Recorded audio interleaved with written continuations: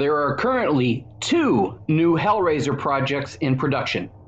Both sound like trash. The first is a Hellraiser series. It will be directed by David Gordon Green, who did the recent Halloween and Halloween Kills. So the series should look good, but as director, he needs to take charge of the production, because there was so much wrong with the Halloween film storywise that he could have fixed, but didn't. Because that film turned out to be a whole lot of nothing. But the one saving grace might be that Michael Dougherty of Trick or Treat, Krampus, and Godzilla King of Monsters fame will be writing. But Clive Barker's only involvement is as executive producer. Barker himself has been trying to get a decent remake or update to the franchise for decades, but has been having problems because he didn't own the film rights.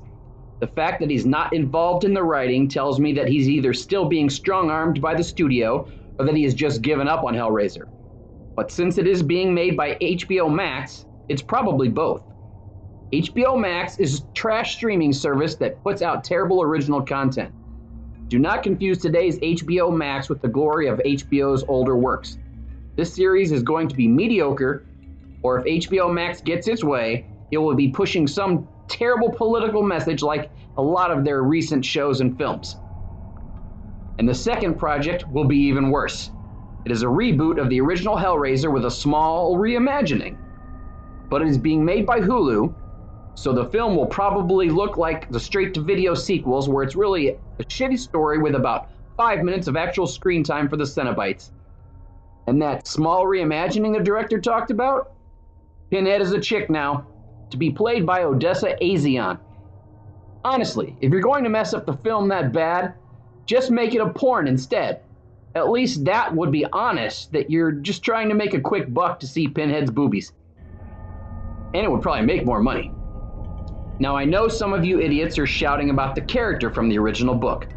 He's called the Hell Priest but has an androgynous description, and that Pinhead wasn't in charge of the Cenobites, but another female character was. I don't care. We're not talking about the books.